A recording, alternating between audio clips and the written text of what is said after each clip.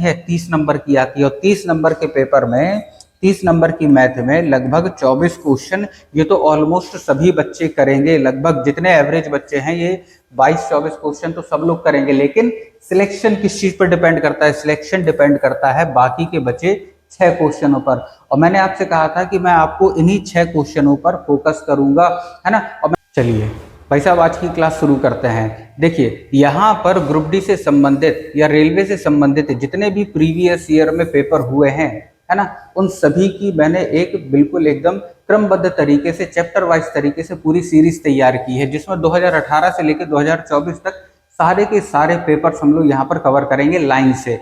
कल हमने 2018 के बहुत सारे क्वेश्चन कवर किए थे, है ना। आज 2019 की बारी है, सारे के सारे क्वेश्चंस कवर करेंगे। संडे को कम से कम 2 से 3 क्लासेस आपको दूंगा ताकि पोर्शन और जल्दी जल्दी कंप्लीट हो पाए। यहाँ पर मैंने आपसे एक बात और कहा था कि देखो ग्रुप डी के पेपर में मैथ्स में 30 क्वेश्चन आते हैं, ठीक है ना, और इन 30 क्वेश्चनों में जो 24 क्वेश्चन होते हैं वो ऑलमोस्ट एवरेजन बच्चा, हर कोई बच्चा कर लेता है, ठीक है। जिसकी मैथ एवरेज है वो सारे बच्चे 24 क्वेश्चन करेंगे। लेकिन सिलेक्शन, है ना, सिलेक्शन बचे हुए ये 6 क्वेश्चन ही दिलाते हैं, ठीक है। मेरा मेन फोकस इन 6 क्वेश्चनों पे होगा जो आपको सिलेक्शन की तरफ ले जाएगा, ठीक है ना। बाकी जो 24 क्वेश्चन है उनकी भी प्रैक्टिस करेंगे, है ना, लेकिन वो क्वेश्चन सबके सब बच्चे करेंगे। हमें मेन फोकस करना है इन 6 क्वेश्चनों पर, ठीक है ना।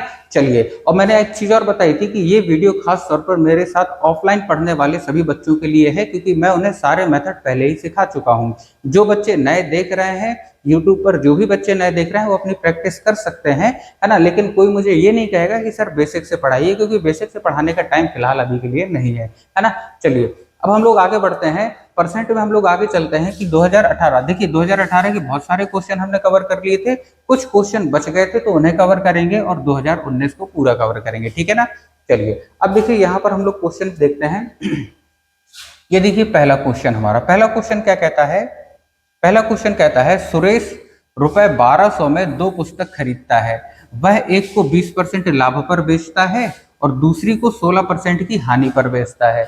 यदि दोनों पुस्तकों का विक्रय मूल्य समान है तो पुस्तक का अनुमानित लागत मूल्य क्या होगा? ठीक है, अनुमानित लागत मूल्य, देखिए ये जैसे ही शब्द आया अनुमानित, ठीक है ना, ये देखो ये जो क्वेश्चन होते हैं यही उन 6 क्वेश्चनों में शामिल होते हैं, है ना। हालांकि हम लोग बाकी के 24 क्वेश्चन जो सिंपल होते हैं, मॉडरेट होते हैं, इजी होते हैं, उन्हें भी करेंगे, है ना। मैंने कहा था इन पे ज्यादा फोकस करेंगे, उनकी लैंग्वेज समझना आना चाहिए, ठीक है। यहाँ पर अगर आप डायरेक्ट कोई ट्रिक लगाने की कोशिश करोगे या आप सोचोगे डायरेक्ट किसी मेथड से आ जाएगा तो नहीं आता है। इसमें हमें थोड़ा सा दिमाग लगाना पड़ता है, सोचना पड़ता है, शब्दों को पकड़ना पड़ता है। तो यहाँ आप देखोगे शब्द लिखा है अनुमानित, है ना। तो अनुमानित लागत मूल्य का मतलब हो गया कि जो ये ऑप्शन दिए हैं, है ना, ये अप्रोक्स में दिए हुए हैं, यानी कि इसका क्लियर आंसर नहीं आएगा, अप्रोक्स में आएगा, ठीक है ना। चलिए अब देखो यहाँ पर क्वेश्चन करना कैसे है। इस क्वेश्चन में दिया हुआ है कि सुरेश 1200 रुपए में 2 पुस्तक खरीदता है। अब मान लो एक पुस्तक होगी प्लस दूसरी पुस्तक होगी,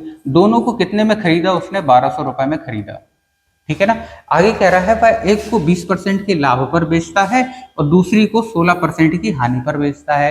ठीक बात है ना। तो अगर हम ये मान लें कि इसका कॉस्ट प्राइस x रुपए है ना, तो इसका कॉस्ट प्राइस कितना हो जाएगा? 1200 माइनस x, सीधी सी बात है ना, क्योंकि दोनों का टोटल मूल्य कितना है? 1200। एक का अगर x है तो दूसरे का 1200 माइनस x हो जाएगा, है ना। और पहली वाली को 20% के लाभ पर बेचता है, ठीक है ना। तो इसे किस पर बेचा? उसने 20% के लाभ पर बेचा, यानी कि 120/100, ठीक है। अब देखो मैंने एक चीज और कहा था कि कुछ परसेंटेज हमें डायरेक्ट याद होना चाहिए, है ना। तो अगर हम 120/100 लिखते हैं तो कोई दिक्कत की बात नहीं है कि आप ऐसा लिख सकते हो, लेकिन इसे हम डायरेक्ट 6/5 भी लिख सकते हैं, ठीक है ना। चलो इसे देखो, अब इसमें कहा है कि 16% की हानि, दूसरी पर 16% की हानि। तो ये जो 1200 रुपए है ना, 1200 माइनस x, इस पर 16% की हानि हो रही है। 16% की हानि का मतलब कितना हो गया? 16% की हानि का मतलब हो गया 80 माइनस 16, यानी कि 84/100। ये क्या हो गया? Selling price. ये पहले वाले का सेलिंग प्राइस, ये दूसरे वाले का सेलिंग प्राइस। आगे देखो, यदि दोनों पुस्तकों का विक्रय मूल्य समान है, यहाँ पर उसने क्या कहा? दोनों पुस्तकों का विक्रय मूल्य समान है। दोनों पुस्तकों का विक्रय मूल्य समान है, सेलिंग प्राइस बराबर है, इसका मतलब दोनों प्राइस बराबर हो गई है, सेलिंग प्राइस, ठीक है ना। तो अनुमानित लागत मूल्य बताना है। अनुमानित लागत मूल्य हमारा x से शुरुआत होती है, तो यानी कि x की वैल्यू यहाँ से आराम से हम लोग फाइंड कर लेंगे, है ना। यहाँ आप देखोगे 100 से 100 डिवाइड हो गया, ठीक है। ये देखोगे आप तो 12 सत्ते 84 और ये 12 से कटा 10 बार में, ठीक है। तो ये कितना आ जाएगा 10x बराबर 7 के अंदर गुणा कर दो तो 12 सत्ते 84, दोबारा से हो गया 8400 माइनस 7x, ठीक है ना। अब यहाँ पर आप देखोगे कि अगर 7x को हम इधर ले आए तो ये कितना हो जाएगा 17x, है ना, बराबर में 8400। 17 से इसे डिवाइड करेंगे तो हमें पता है 17 से ये पूरा डिवाइड नहीं होगा, तो अब देखोगे अप्रॉक्स में डिवाइड कर देंगे, ठीक है ना। तो ये कितनी बार में कटेगा, लगभग 17 चौके 68, 17 चौके 68 और फिर उसके बाद बचा यानी कि 9 और 3, ठीक है। 493 पॉइंट समथिंग कुछ आएगा, ठीक है। और 493 पॉइंट समथिंग कुछ आएगा, यानी कि हमें पता है कि अप्रॉक्स में 500 हम इसे लिख सकते हैं, है ना। तो अप्रॉक्स में 500 आप देखोगे सी वाला ऑप्शन हमारा क्लियरली नजर आ रहा है, क्योंकि ये 400 है, ये 600 है, ये 550 है, ठीक है। तो हमारा आंसर कितना हो जाएगा 500 हो जाएगा। जब एक का प्राइस 500 है तो दूसरे का 1200 माइनस 500 700 होगा, तो ऑप्शन हम क्या लगा देंगे, सी वाला ऑप्शन लगा देंगे, ठीक है। ये वो क्वेश्चन होते हैं जब आप इसे इस तरीके से करते हो, ये वो क्वेश्चन होते हैं कि जिनमें आप वहां पर कैलकुलेशन किए बिना आप इसे नहीं कर पाओगे, वहां पर कैलकुलेशन आपको करना ही पड़ेगा, ठीक है।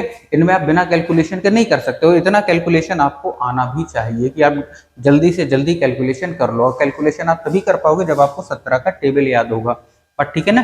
तो कम से कम 20 तक टेबल आपको अच्छे से याद होना चाहिए। कल मैंने बताया था कि 100 तक की टेबल आप आराम से याद कर सकते हो, जिन्होंने नहीं देखा है तो कल वाले वीडियो में सुन लेना आप, ठीक है। चलो दोबारा से उसी चीज को रिपीट करने से कोई मतलब नहीं है। अगला क्वेश्चन देखते हैं। यहाँ देखो अगला क्वेश्चन हमारा क्या है, ये देखो सिंपल क्वेश्चन है। 60 में से 48, है ना, कितना परसेंट है हमारा। तो ये सिंपल क्वेश्चन है, 48 हमें निकालना है कितने में से, 60 में से मल्टीप्लाई 100%, ठीक है ना। तो यहाँ से आप देखोगे 0 से 0 कट गया, 6 से कटेगा ये 8 बार में 8 और 10 कितना हो गया 80% आंसर हो गया इसका, ठीक है ना। बिल्कुल सिंपल क्वेश्चन है, बेसिक क्वेश्चन है, इन्हीं को बोलते हैं इजी क्वेश्चन। जब इस तरह के क्वेश्चन आते हैं तो इन क्वेश्चनों को लगभग सभी बच्चे कर लेते हैं, ठीक है। चलो ये देखो अगला क्वेश्चन, एक वस्तु की कीमत 25% घट जाती है, मूल कीमत को बनाए रखने के लिए नई कीमत को कितना बढ़ाना होगा, ठीक है। अब देखो यहाँ पर बोला है कि एक वस्तु की कीमत 25% घट जाती है। अगर मान लो किसी वस्तु की कीमत 100 रुपए थी तो घटकर कितनी हो गई 25% घटी, यानी कि 75 रुपए हो गई। बात क्लियर है। आगे कह रहा है कि मूल कीमत को बनाए रखने के लिए, मूल कीमत को बनाए रखने के लिए नई कीमत को कितने प्रतिशत बढ़ाया जाए। नई कीमत ये हो गई, इसे कितना बढ़ाया जाए कि वापस से 100 हो जाए, यही तो बोल रहा है। तो 75 को कितना बढ़ाओगे कि 100 हो जाए, 25 बढ़ाओगे, किस में बढ़ा रहे हैं 75 में बढ़ा रहे हैं, मल्टीप्लाई 100% हो जाएगा। ये हमारी हो गई मूल कीमत पर वापस आ गए। 25 तिया 75 और 100/3 का मतलब होता है 33.33%, है ना। इसी को इस तरह भी लिख के दे दिया जाता है 33 सही 1/3%। तो चाहे ये लिखा हो या ये लिखा हो, बात हमारी बराबर है। क्लियर है ना। चलो धीरे धीरे करके सारे क्वेश्चन हम लोग यहाँ पर कवर कर लेंगे, है ना। आगे देखो क्वेश्चन, एक कर्मचारी का वेतन पहले 10% बढ़ाया गया और उसके बाद इसे 10% कम कर दिया गया। पहले 10% बढ़ाया गया, फिर 10% कम कर दिया गया, उसके वेतन में कितने का परिवर्तन हुआ। अब देखो ये भी बिल्कुल इजी क्वेश्चन में आता है कि पहले 10% बढ़ाया गया, फिर 10% घटाया गया। आपको ध्यान क्या रखना है, आप देखो कि ये 10% है, ये भी 10% है, इसे बढ़ा रहे हैं, इसे घटा रहे हैं, ठीक है ना। तो जब भी वैल्यू परसेंट में सेम होती है, एक को घटाया जाता है, एक को बढ़ाया जाता है, तो हम क्या लगाते हैं -a²/100, ठीक है ना। तो a मतलब 10, ठीक है, दोनों की वैल्यू बराबर है तो a² और 10 का स्क्वायर कितना 100/100 कितना आ जाएगा -1, तो हम सीधा सीधा लगा देंगे -1। हालांकि इसे करने की जरूरत नहीं है ना। 10% है, हजारों बार आपने देखा होगा, आपको पता ही होगा, है ना। तो सीधा सीधा -1 लगा लेना है कि 10 का स्क्वायर 100 -1 आंसर हो जाएगा, कोई दिक्कत की बात नहीं है। इसी तरह 20-20 दे देता है ना, कि 20% बढ़ाया गया 20% घटाया गया, तब आंसर कितना हो जाएगा 20 का स्क्वायर 400, 20-20 बराबर है 20 का स्क्वायर 400, है ना। 400 में 100 नीचे से कट जाएगा, 2 जीरो बचेगा कितना 4, आंसर किस में आएगा -4। माइनस में क्यों आएगा, जब भी समान परसेंट से 10%, 10%, 20%, 20%, 25%, 25% में वैल्यू, है ना, अगर समान होती है परसेंट की और एक बार बढ़ाया जाता है और एक बार घटाया जाता है तो हमेशा आंसर माइनस में ही आएगा। ठीक है, ध्यान रखना है क्योंकि ये लैंग्वेज में भी एक बार पूछ चुका है। ठीक है ना, चलो आगे देखो। यदि एक भिन्न y अपॉन एक्स के अंश में 12% की वृद्धि और इसके हर में 2% की कमी होने पर उस भिन्न का मान 6/7 हो जाता है तो मूल भिन्न कितनी होगी। ठीक है, क्लियर है। देखो वो कह रहा है भिन्न कितनी है, भिन्न है y/x, y/x। ठीक है, अच्छा ऊपर वाले को क्या बोलते हैं, अंश, और नीचे वाले को क्या बोलते हैं, हर। ये आपको पता होगा, है ना। तो कह रहा है अंश में 12% वृद्धि करना है। अंश में 12% वृद्धि करोगे तो कितना हो जाएगा, 112%। ठीक है ना। नीचे देखोगे वो कह रहा है इसके हर में 2% की कमी करना है, तो हर में 2% की कमी करोगे तो कितना हो जाएगा, 98%। और जब इतना कर लेते हैं तो भिन्न का मान 6/7 हो जाता है, तो बराबर में कितना आ जाएगा, 6/7 आ जाएगा। ठीक है, अब आप देखोगे यहाँ पर कि परसेंट से आप परसेंट को हटा सकते हो, ये वाले परसेंट से ये परसेंट हट गया, मतलब 100 खत्म।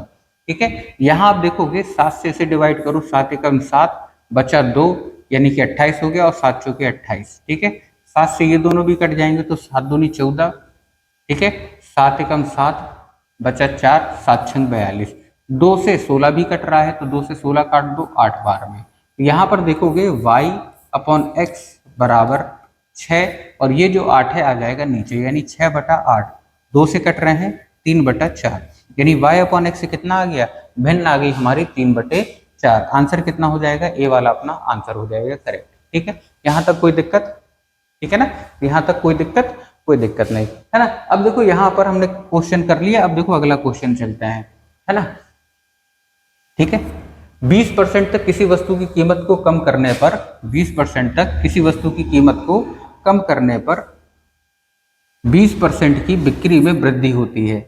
अर्जित राजस्व पर क्या प्रभाव पड़ता है, अर्जित राजस्व पर क्या प्रभाव पड़ता है। अब आप देखोगे सेम उसी तरह का क्वेश्चन है, 20% कीमत में कमी हुई, 20% वृद्धि हुई, 20% सेम है ना, यानी कि जो संख्यात्मक मान है 20 सेम है, परसेंट भी लगा हुआ है, एक में कमी हो रही है एक में वृद्धि हो रही है ना। 20 का स्क्वायर 400, 2 जीरो नीचे से कट जाएंगे, आंसर कितना आ जाएगा, -4, यानी कि increase -4, increase 4% in is less. ठीक है, 4% की कमी यानी कि -4%। ठीक है ना, तो ये डायरेक्ट आप कर सकते हो, सॉल्व करने की जरूरत है नहीं है, अभी मैंने आपको थोड़ी देर पहले सिखाया। चलिए आगे देखो। ठीक है, अब देखो हमें ये करना पड़ेगा, अगर इस तरह के मान लो मामूली क्वेश्चन आते हैं, बेसिक क्वेश्चन आते हैं, छोटे छोटे क्वेश्चन आते हैं, तो उन्हें आप देख के बड़े आराम से सॉल्व कर सकते हो। ठीक है ना, जब आप यहाँ से टाइम बचाओगे तब इन क्वेश्चनों का टाइम आप उन 6 क्वेश्चनों पर दे पाओगे जो थोड़े से आपको सॉल्व वहां पर करने पड़ेंगे। बट ठीक है, अगर आप यहाँ पर टाइम नहीं बचा पाए तो आप सोचो जिन क्वेश्चनों में थोड़ी सी सॉल्विंग आएगी वहां पर आपका कितना टाइम लग जाएगा। ठीक है, तो ये चीज आपको ध्यान रखना है ना। देखो अगला क्वेश्चन देखो, एक कार रुपए 16,000 की खरीदी। ठीक है, एक कार 16,000 की खरीदी, इसका मूल्य 10% प्रतिवर्ष के हिसाब से कम हो जाता है। हर साल कितना कम होता है, 10% कम हो जाता है। ठीक है, तो 2 साल बाद मूल्य कितना होगा, है ना। बहुत सिंपल क्वेश्चन है, कल मैंने बताया था, है ना। अभी कीमत कितनी है, 16,000 कीमत है, 16,000 में खरीदी, और हर साल 10% के हिसाब से कीमत क्या हो जाती है, कम हो जाती है ना। और हमें बताना क्या है, 2 साल बाद, 2 साल बाद आगे की। ठीक है, 2 साल बाद की, 2 साल बाद की होती है तो हमें पता है 100 कहाँ आएगा, नीचे। 100 कहाँ आएगा, नीचे। अगर वो कहता 2 साल पहले तब 100 हो जाता पीछे, यानी अगर पीछे का पूछे 2 साल पहले कीमत कितनी थी तो 100 हो जाता ऊपर, लेकिन आगे का पूछ रहा है तो 100 नीचे। अब परसेंट में आप देखोगे 10% हर साल क्या हो जाती है, कम हो जाती है ना। तो 10% कम होने का मतलब 90, तो 90/100 लिख दिया हमने। अगर 2 साल पहले होती तो 100/90 लिखते। ठीक है, 2 साल की बात कर रहे हैं तो ये 1 साल हो गया, फिर 90/10 बचा, तो ये 90/10 एक बार और। क्लियर है। अब देखोगे आप 2 जीरो हमारे ये कैंसिल हो गए, 2 जीरो हमारे ये कैंसिल हो गए, है ना। यहाँ से आप देखोगे बचा कितना, यहाँ से बचा 160 गुणा 9, ये बचा हमारा। ठीक है, अब यहाँ पर आप देखोगे आपको ने 9 81 और 81 गुणा 16 करने की जरूरत नहीं है। यहाँ पर आप देखोगे, यहाँ से देखो 1 जीरो बचा है, ये बचा है 1 जीरो, ठीक है, 2 जीरो हमारे ये कैंसिल हो गए थे, 2 जीरो ये, 1 जीरो हमारा बचा है, यानी ऑप्शन के लास्ट में 1 जीरो होना चाहिए। तो इसमें 3 जीरो हैं, ये तो है नहीं, इसमें 2 जीरो हैं, ये तो है नहीं, इन दोनों में क्या है, एक एक जीरो है।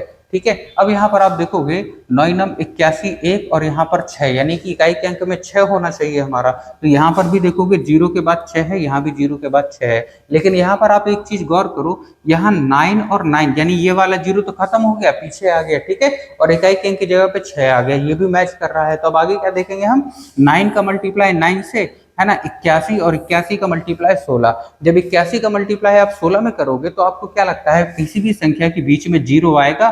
कभी नहीं आएगा, है ना। यानी ये जो ऑप्शन है जिसमें जीरो लिखा हुआ है बीच में 12060, है ना, तो ये हो सकता है? नहीं हो सकता। ठीक है, क्योंकि जैसे ही आप 9 में 81 और 81 गुणा 16 करोगे तो बीच में जीरो आएगा ही नहीं। इसका मतलब आंसर क्या लगा देंगे, 12960।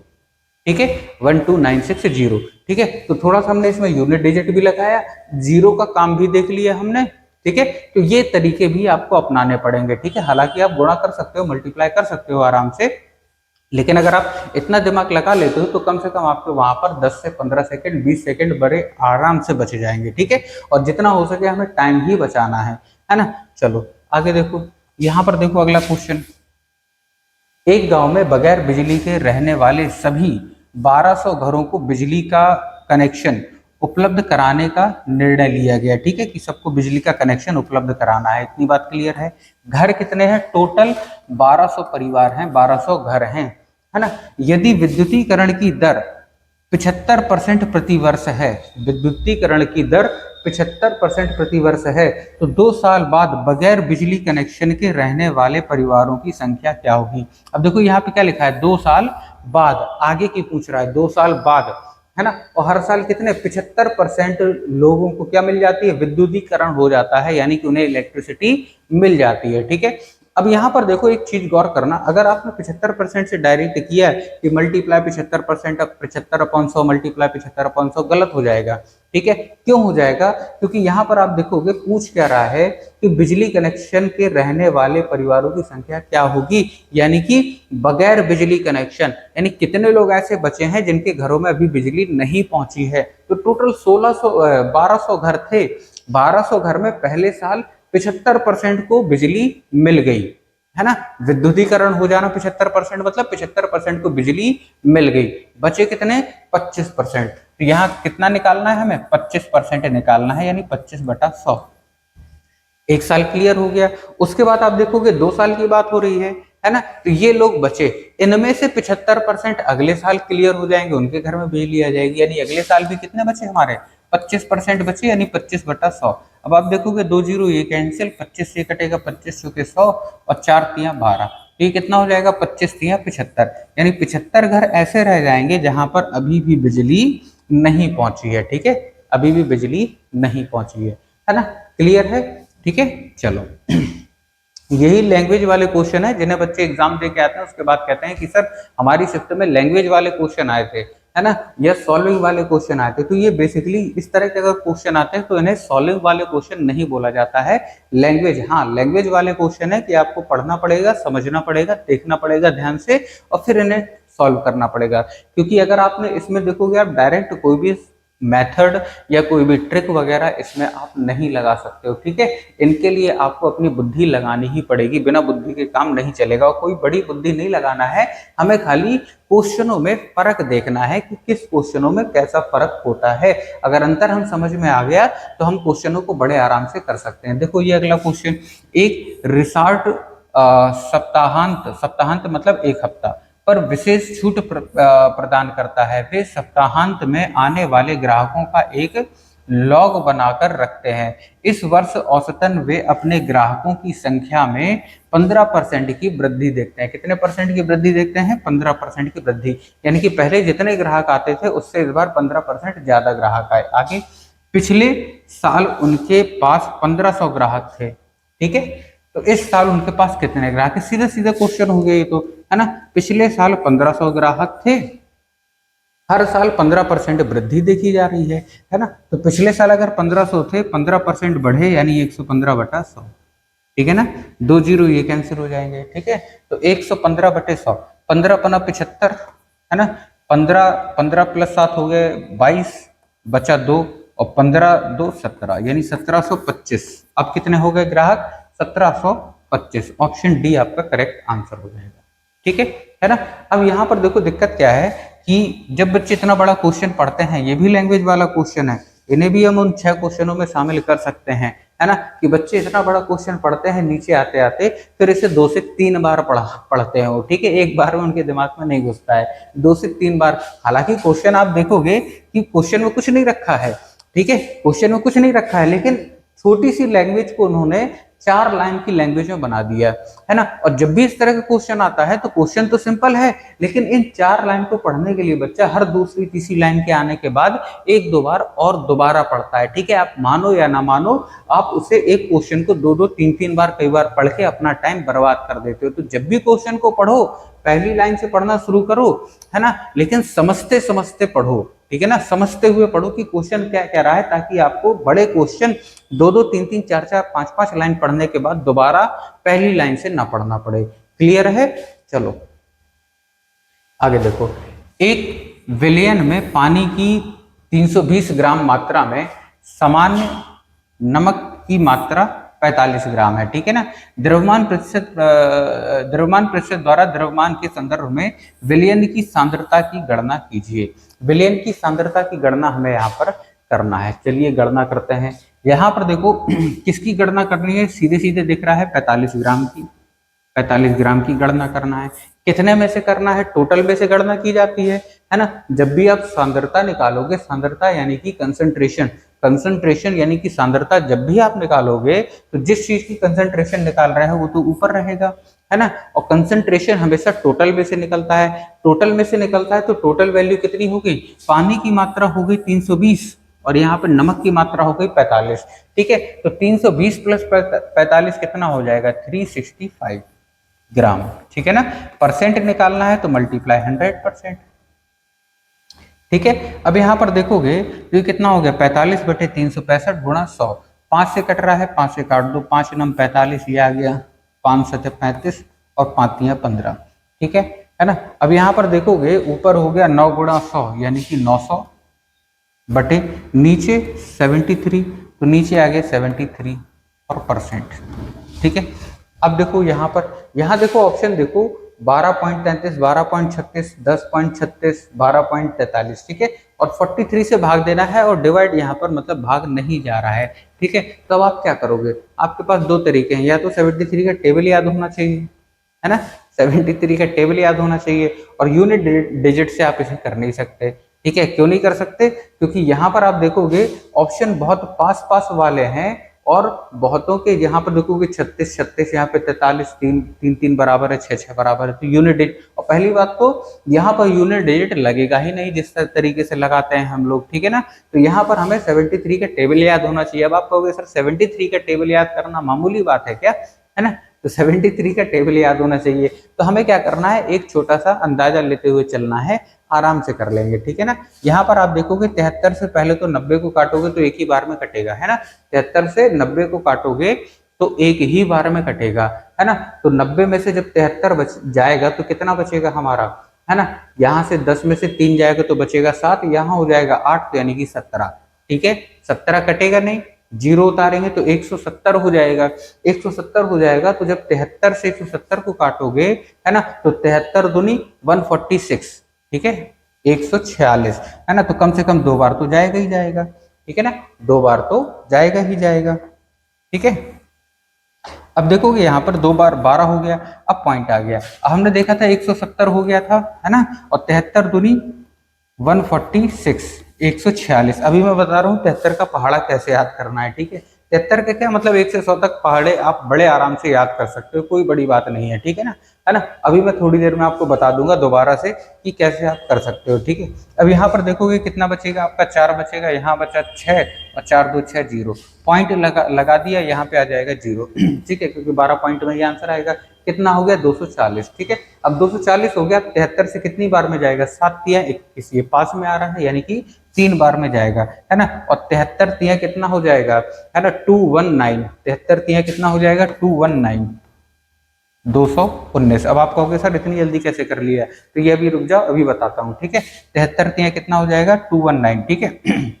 ये माइनस करोगे आप तो कितना बचेगा, यहाँ से भी देखो छोटी संख्या ही आएगी, यानी कि दोबारा से 3 बार में ही जाएगा, यानी कि 12.33 आंसर हो जाएगा, 12.33% आपका आंसर हो जाएगा, ठीक है ना। तो बड़े आराम से आप लोग कर सकते हो। अब देखो यहाँ पर जो मैं कह रहा था कि 73 का टेबल, है ना, देखो कोई भी संख्या हो, जैसे यहाँ पर 73 आया था, इसका टेबल हमें करना है, ठीक है।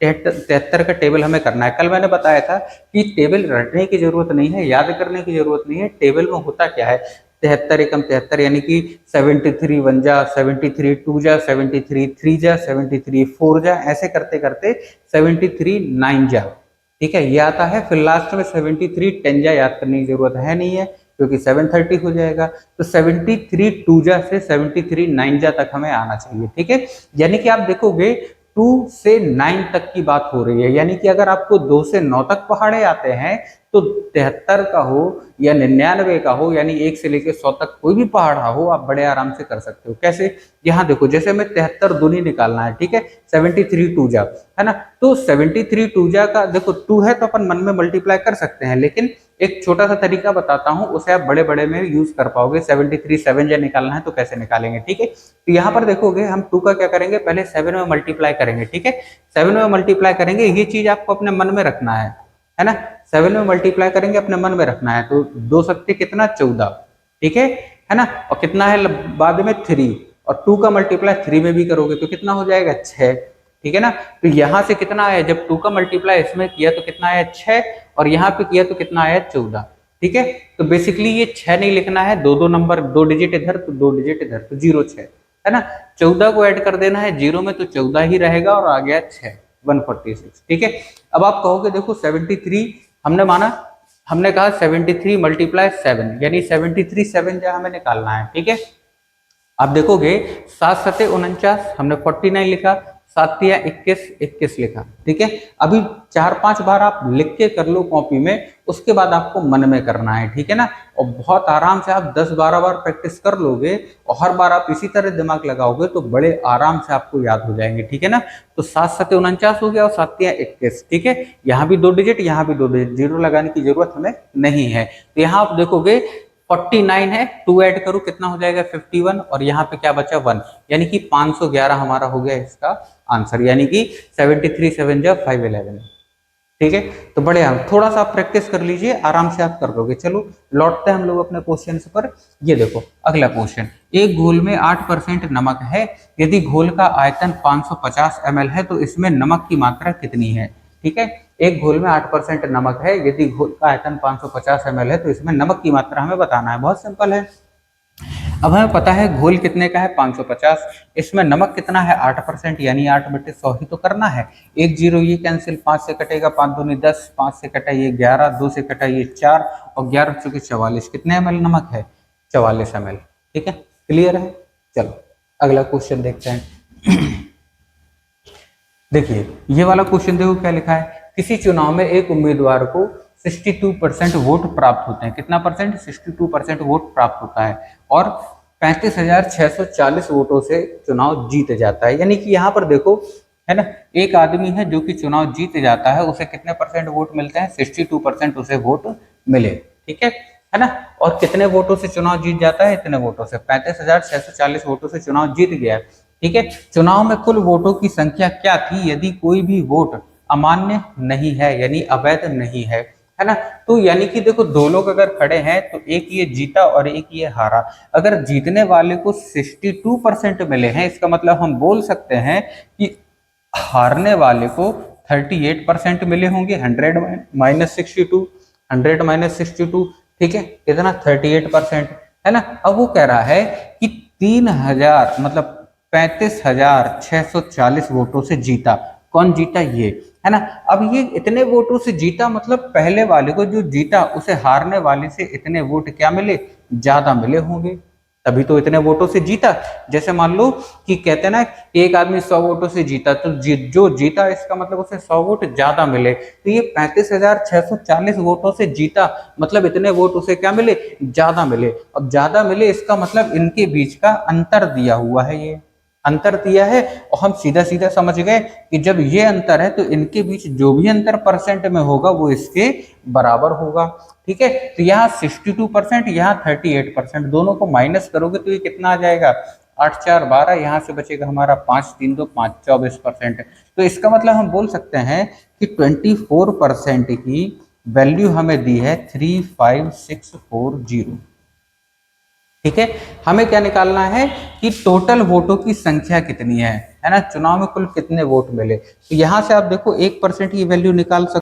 ठीक है, अब यहाँ पर देखोगे अगर इसे 4 से काटोगे तो 4 छंग 24, ठीक है ना, तो 6 आ गया, है ना। 4 से इसे काटोगे तो 4 8 32, बचा 3, 4 9 36, 4 एकम 4 0। उसके बाद देखोगे ये, है ना, 6 से कट जाएगा, ये 6 से कटेगा तो 6 एकम 6, बचा 2, है ना, यानी कि 29 हो गया। और ये हो जाएगा 6 चौके 24, बचा 5, ठीक है, 5 बचा तो 6 7 42, 6 48, बचा 30, 6 5 30, 1485। ठीक है, तो आंसर कितना आ जाएगा, अच्छा 1% की वैल्यू आ गई 1485, तो 100% की कितनी आ जाएगी 148500।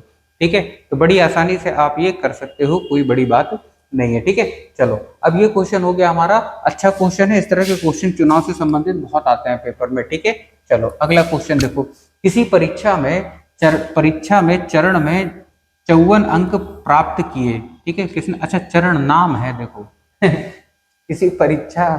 किसी परीक्षा में चरण ने 54 अंक प्राप्त किए, जो कुल अंकों का 72% के बराबर था।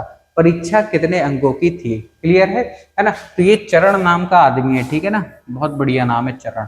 ठीक है, तो चरण नाम का आदमी है, मैंने सोचा था कि परीक्षा का चरण ठीक है, लेकिन ये आदमी निकला। तो परीक्षा ही, ये चरण नाम का आदमी है, इसने 54 अंक उसने क्या किए, प्राप्त किए, और कुल अंकों का 72% के बराबर है। अब ये बताओ हमें कि उसने 54 अंक प्राप्त किए, और ये 54 अंक का मतलब उसके 72% नंबर मिल रहे हैं। इसका मतलब हम बोल सकते हैं कि 72% किसके बराबर है, 72% बराबर है 54%, 54 के, है ना।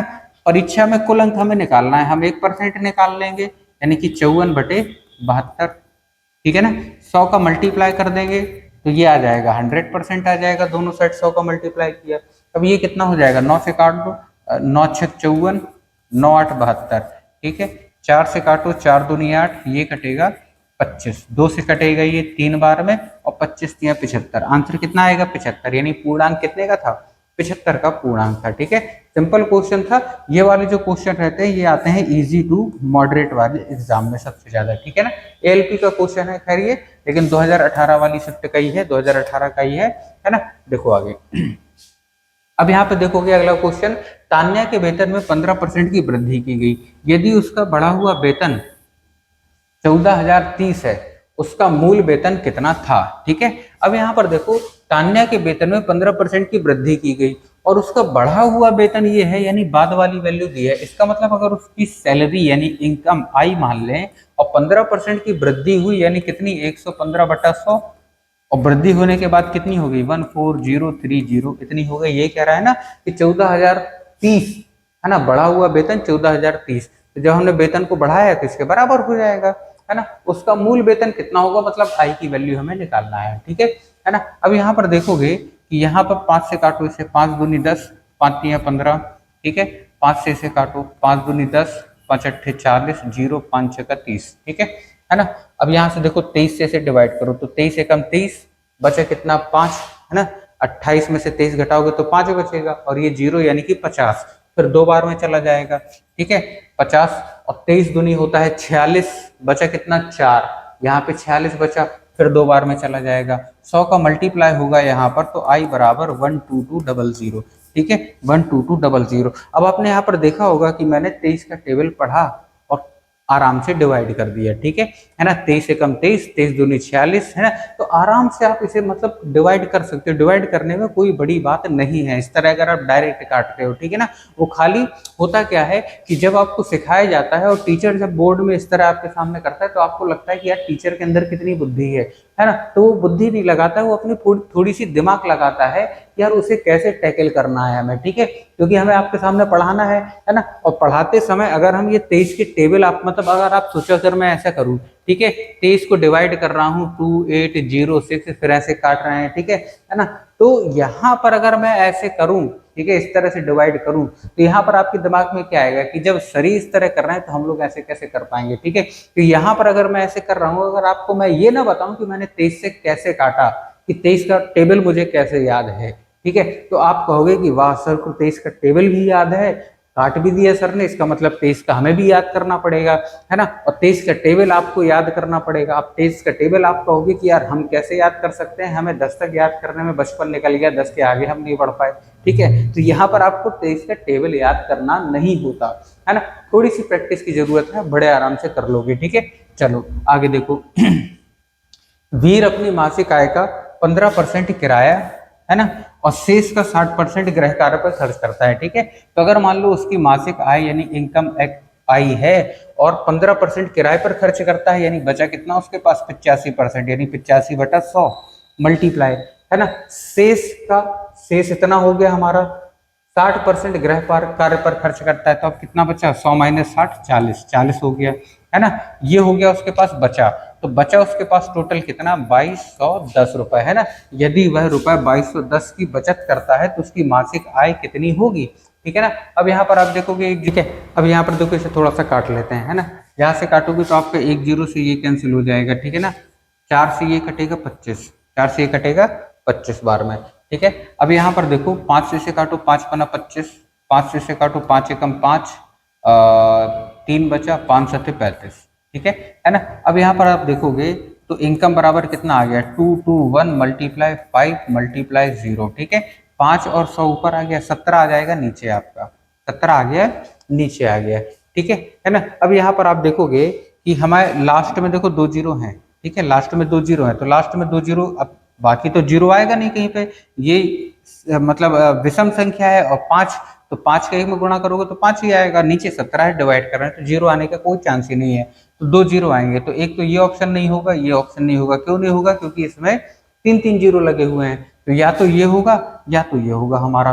बट ठीक है, अब यहाँ पर देखो आप करोगे तो 5 का अगर मल्टीप्लाई करोगे तो ये हो जाएगा 5, 5 दूनी 10, और 5 दूनी 10 और 11/17, है ना, और गुणा 100।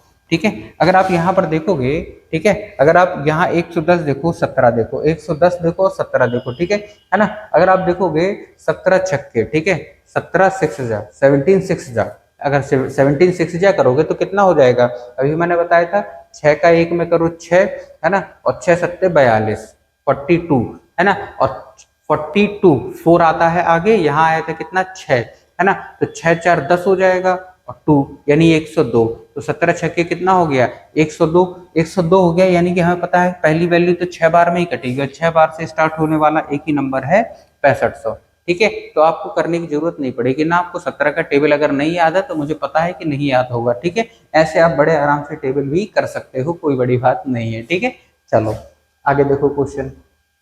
यहाँ देखोगे एक कस्बे की 5%, अब देखो यहाँ से हम लोग शामिल हो गए 2019 के क्वेश्चन किए, कहाँ से किए हैं, ये 18 का था, यहीं से है 2019 का। ठीक है, 2019 के यहीं से है ना। यहाँ देखोगे एक कस्बे की 5% जनसंख्या की किसी महामारी में मृत्यु हो जाती है और बची जनसंख्या में से 8% घबराकर कस्बे को छोड़कर चले जाते हैं। ठीक है, तो अगर उसकी जनसंख्या हम मान ले x थी, ठीक है, और पहले कितनी 5% जनसंख्या महामारी में मर गई, तो कितनी बची 95%, यानी 95/100 हो गया। उसके बाद कह रहा है कि बची हुई जनसंख्या में से 8% घबराकर कस्बे को छोड़कर चली गई, 8% गई तो अब बची कितनी 92%, यानी कि 92/100, है ना। अब उसके पास कह रहा है यदि कस्बे की कुल जनसंख्या अभी 88274 है तो शुरुआत में कितनी थी। ठीक है, तो ये बराबर हो गई हमारी 88274 के। ठीक है ना, इसे डायरेक्ट भी लिख सकते हो कि 88274 मल्टीप्लाई 100/95 मल्टीप्लाई 100/92। क्यों, क्योंकि हमें क्या बताना है, पीछे का बताना है, ये अभी का दिया है, पीछे का बताना है। ठीक है, चलो यहाँ पर देखो, यहाँ पर अगर आप देखोगे तो सीधी सी बात है पहले तो ये थोड़ा सा डिवाइड कर लो, है ना, 5 और ये 95 है, 92 है, यानी नीचे का 2, मतलब नीचे का 1 0 कैंसिल हो जाएगा। कैसे कैंसिल होगा, यहाँ पर देखो, यहाँ से 2 काट दो, है ना, तो 2 चौके 8 बचा 9, 2 6 12, यहाँ 5 काट दो, 5 एकम 5, 4 9 5 9 45, तो यहाँ से 5 काटा, यहाँ से 2 काटा, कितना हो गया 10, 10 का मतलब 1 0 ये कैंसिल हो गया, है ना। इसका मतलब यहाँ पर देखो 3 जीरो, 2 जीरो ये, 1 जीरो ये, अब तो जीरो कटेगा नहीं, यानी पीछे हमारे 3 जीरो होना चाहिए। ठीक है, तो पीछे 3 जीरो आप देखोगे ना तो इसमें है, ना तो इसमें है, ना तो इसमें है, खाली इसमें है ना। अब आप कहोगे सर आपने ऑप्शन अपने मन से लिख लिए कि जिसमें 3 जीरो हो वो लगा देना, तो बेटा आप चले जाना 17 तारीख 1 जनवरी 2019 का पेपर निकाल लेना, नंबर 3, सेम यही ऑप्शन आया था। ठीक है ना। तो जब आप इस तरह करते हो, हालांकि है ना, जब भी देखो क्वेश्चन इस तरह का होगा, बड़ा क्वेश्चन होगा, लेंथी क्वेश्चन होगा, जिसमें मल्टीप्लाई करना होगा बड़े बड़े नंबर का, एग्जामिनर कभी नहीं चाहता कि आप बड़े नंबर्स का मल्टीप्लाई करो, एग्जामिनर कभी नहीं चाहता। लेकिन आप लोग वहां पर क्या करते हो कि पैनिक हो जाते हो, पैनिक हो जाते हो तो आप सीधा सीधा लिखोगे 274 मल्टीप्लाई, है ना, 1000/19 गुणा 46 ऐसा लिखोगे, फिर उसके बाद 2 से काटोगे, 4 से काटोगे, आप ये चीज ध्यान दोगे ही नहीं। और जब आप ऑप्शन लगा दोगे फिर देखोगे अरे यार 3 जीरो यहाँ थे, 3 जीरो यहाँ थे, लगा देते तो आंसर आ जाता जल्दी। ठीक है, खामा का घोड़ा भाग किया, है ना। तो इस चीज को आपको अभी से सोच के चलना है कि ये चीज आपको एक बार दिमाग में रखनी ही है। ठीक है ना, चलो क्लियर है। अगला क्वेश्चन देखो, अगला क्वेश्चन देखो क्या लिखा है। यदि, अब देखो मैं यहाँ पर आपको वो चीजें बताऊंगा कि आपको पता तो होती हैं लेकिन आप एग्जाम में नहीं करते हो, तो उन चीजों को मैं बार बार यहाँ पर फोर्स करूंगा ताकि उन चीजों में आपका दिमाग रहे कि ऑप्शन हमें कैसे दिखते हैं, ऑप्शन का यूज हम लोग कैसे करते हैं, और कहाँ पर गुणा कहाँ पर भाग करना होता है, कहाँ पर नहीं करना होता है। एग्जामिनर कभी नहीं चाहता कि आप एग्जाम में बैठकर बड़े बड़े नंबर्स का मल्टीप्लाई या जोड़ घटाना गुणा भाग कुछ भी करो। ठीक है ना, एग्जामिनर कभी नहीं चाहता।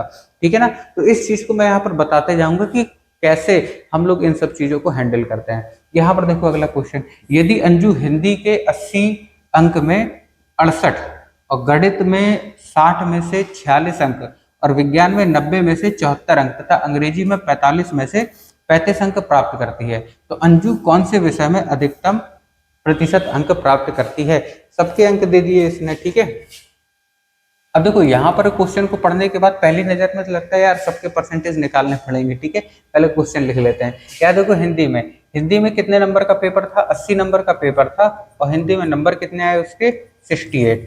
उसके बाद देखो मैथ का पेपर, मैथ में 60 नंबर का पेपर था, नंबर आए 46। उसके बाद साइंस का पेपर, साइंस में देखोगे आप 90 नंबर का पेपर था, 74 नंबर आए उसके। इंग्लिश में देखेंगे, इंग्लिश में 45 में से 35। ठीक है, 45 नंबर का पेपर था, 35 अंक मिले उसे। ठीक है, तो वो पूछ रहा है अधिकतम प्रतिशत किस में प्राप्त किया उसने, किस सब्जेक्ट में सबसे ज्यादा नंबर उसे, परसेंट वाइज सबसे ज्यादा नंबर उसे मिले। ठीक है, क्लियर है। अब इसे देख के आपके दिमाग में क्या आ रहा है, क्या ये कैलकुलेशन वाला क्वेश्चन है ना।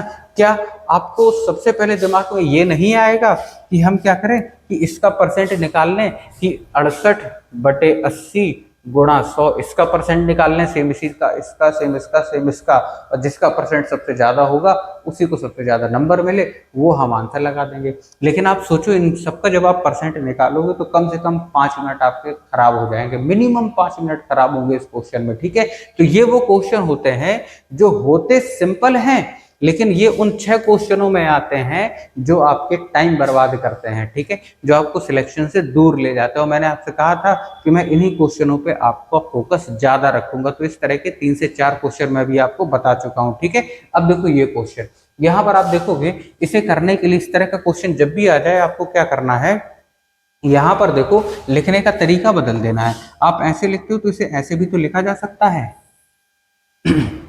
हिंदी में 80 में से 68 अंक मिले ना, तो 68 अंक मिले 80 में से, लिख सकते हैं। आप कहोगे बिल्कुल लिख सकते हैं, इसी तरह नंबर तो दिए जाते हैं कि 80 नंबर का पेपर था, 68 नंबर मिले, यानी 80 में से 68 नंबर मिल गए। अब आप यहाँ पर देखोगे दूसरे सब्जेक्ट मैथ में 60 में से 46 यानी 46/60 लिख सकते हैं, बिल्कुल लिख सकते हैं। इसे 74/90 यानी 90 में से 74 नंबर, इसे 35/45, ठीक है, 45 में से 35 नंबर मिले। ठीक है ना, चलो अब इसके बाद देखोगे आप कहोगे सर अब क्या करें, है ना। लेकिन यहाँ पर आप देखो ये एक रेशियो बन गए। ठीक है, क्या बन गए, रेशियो बन गए, है ना। अगर आप थोड़ा सा इसे सिंप्लीफाई कर लो, हमारा कट जाएगा 2 चौके 8, है ना, और ऊपर कटेगा 2 3 6, 2 चौके 8, फिर 2 से कटेगा तो ऊपर बचेगा 17, नीचे बचेगा 20। ठीक है, यहाँ आप देखोगे तो दोनों वैल्यू हमारी 2 से कट जाएंगी, तो 2 3 30 आ जाएगा, ऊपर आ जाएगा हमारा 23। ठीक है ना, 46 को 2 से काटोगे तो 23। ये है 74/90। तो 74/90 है, इसे अगर आप 2 से काटोगे तो 2 से काटोगे तो नीचे हो जाएगा 45 और ऊपर हो जाएगा 2 3 6 और 7 2 सत्ते 14, यानी कि 37/45। कितना हो गया? 37/45। ठीक है। अब यहाँ पर आप देखोगे 35/45, तो दोनों 5 से कट जाएंगे, 5 सत्ते 35, 5 नम 45। ठीक है। तो यहाँ पर आप देखोगे 17/20, 23/30 और 37/45, 9/7/9, बड़े आराम से आ गए इतना। ठीक है। यानी इसे आप ऐसे ना लिखे, अगर ऐसे लिखो और यहाँ पर इनमें से देख लो कि कौन सी भिन्न हमारी बड़ी है, कौन सी भिन्न हमारी छोटी है, बड़ी आसानी से आंसर आ जाएगा। बट ठीक है, और ये आपने बहुत बार देखे होंगे, बहुत बार किए होंगे। ठीक है। अब देखो हमें पता है यहाँ पर 17 और 20 के बीच में गैप कितने का है? 3 का गैप है ना। 23 और 30 के बीच में गैप कितने का है? 7 का गैप है। जिसमें ज्यादा गैप वो संख्या वैसी ही छोटी हो जाती है ना। तो ये वाला तो ऑप्शन होगा नहीं, छोटी हो गई संख्या। यहाँ पर आप देखोगे 37 और 45 के बीच में कितने का गैप हो जाएगा? और ज्यादा का गैप हो जाएगा, यानी कि यहाँ पर 3 का गैप है, यहाँ पर हो जाएगा हमारा ज्यादा का गैप, तो ये भी नहीं होगा, पॉइंट में बहुत छोटा हो जाएगा। यहाँ पर आप देखोगे 7 और 9 में 2 का गैप है, यहाँ पर 17 और 20 में 3 का गैप है, तो ये पास पास वाले हैं, है ना। इनमें देख लो इन दोनों में कौन बड़ा है कौन छोटा, कैसे देखेंगे? 17/20 है और 7/9 है ना। यानी बेसिकली हमें खाली इन दोनों में बस देखना है। तो यहाँ पर देखो हम क्या करेंगे, 9 का गुणा इस 17 में, ठीक है, और 20 का गुणा इस 7 में, तो 7 दूनी 14, कितना हो गया? 140। ठीक है ना। 20 का गुणा इधर 7 में, तो 140 हो गया।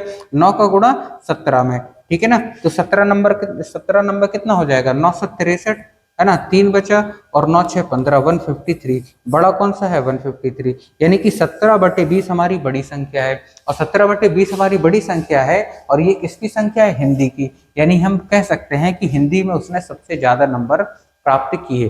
तो आप देखोगे कि जब हमने क्वेश्चन को थोड़ा सा दूसरे तरीके से देखने की कोशिश की, और ज्यादा सिंपल हो गया, है ना। और मोस्टली बच्चे इसे परसेंट से निकाल के करते, 4 के चारों का अलग अलग परसेंट निकालते, तो कम से कम उनका 4 से 5 मिनट बर्बाद होता। ठीक है। ये चीज हमें सीखना है कि कैसे क्वेश्चनों को अपने हिसाब से हम मॉडिफाई करें, है ना। एग्जामिनर की उंगली पर नहीं नाचना है। एग्जामिनर बेसिकली क्वेश्चन कैसे बनाता है? एग्जामिनर क्वेश्चन ऐसे बताता है कि बच्चे उसके इशारों पर चलें और उनका सिलेक्शन ना हो। अगर हम एग्जामिनर से एक कदम आगे रहकर नहीं सोचेंगे तो हमारा सिलेक्शन उतना ही ज्यादा पीछे चला जाएगा जितना पीछे हम एग्जामिनर से सोच रखते हैं। और समझ रहे हो? तो हमें एग्जामिनर से हमेशा 2 कदम आगे ही रहना। मैं तो कहता हूँ कम से कम 4 कदम आगे रहना, क्योंकि अगर बाई चांस एग्जामिनर ने पेपर कठिन बना दिया, ठीक है, वो 2 कदम और आगे लेके चलेगा, और अगर हम 4 कदम आगे हैं तो एग्जामिनर की सोच से तब भी हम आगे रहेंगे या बराबर रहेंगे, और सिलेक्शन लेने में आसानी हो जाएगी। चलो इसी बात पे अगला क्वेश्चन देखो। मॉरिस भोजन पर अपनी आय का 25% खर्च करता था, उसे 1000 रुपए की वेतन वृद्धि मिली, लेकिन उसने खाद्य वस्तुओं पर अपना खर्च नहीं बढ़ाया। नतीजतन भोजन पर उसका खर्च गिरकर 20% हो गया। उसकी प्रारंभिक आय क्या थी? ठीक है। अब यहाँ पर देखो उसने क्या कहा है कि जो मॉरिस नाम का एक आदमी है, ठीक है, मॉरिस नाम का एक आदमी है ना, उसने अपनी आय का 20% खर्च करता है। यानी अगर उसकी कोई इनकम है 25%, सॉरी 25% वो खर्च करता है, यानी 25/100 खर्च करता था किस पर? भोजन पर। ठीक है ना। उसे 1000 रुपए की वेतन वृद्धि हुई। Very good. उसकी वेतन में यानी कि इनकम में 1000 रुपए और बढ़ गया 1000 रुपए, है ना। लेकिन उसने खाद्य वस्तुओं पर अपना खर्च नहीं बढ़ाया। जितना खर्च यहाँ पर कर रहा था खाने में, उतना ही खर्च यहाँ पर कर रहा है खाने में। ठीक है ना। नतीजतन भोजन पर उसका खर्च गिरकर 20%। अब सीधी सी बात है, अगर सैलरी बढ़ेगी और वो अपना खर्चा नहीं बढ़ा रहा है तो वो क्या होगा?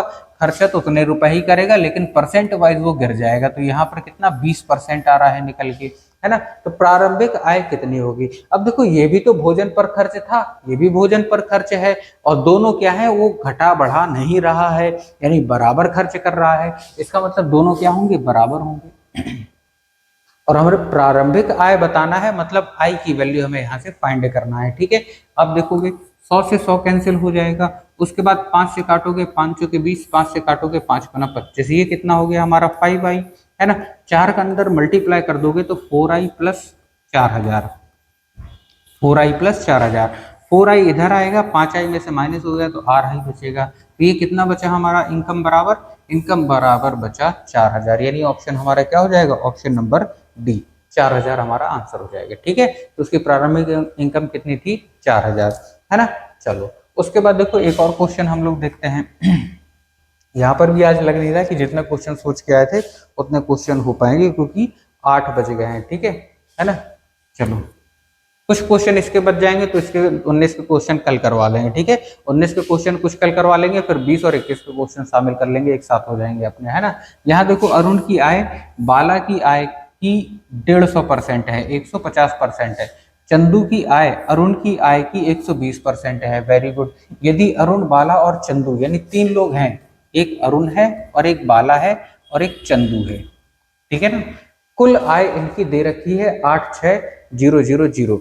ठीक है, और चंदू की आय हमें ज्ञात करना है। बेसिकली हमें तीनों का पहले रेशियो निकालना पड़ेगा। ठीक है, चलो अरुण की आय बाला की आय से 150% है ना। अब देखो बाला की आय की 150% है ना, तो उसने ये कहा कि बाला की आय से 150% ज्यादा है, ना ये कहा कि 150% कम है। इसका मतलब अगर बाला की आय 100 है ना, तो अरुण की आय बाला की आय की 150% है, यानी कि अगर बाला की आय 100 है तो ये कितना होगा, केवल और केवल 150।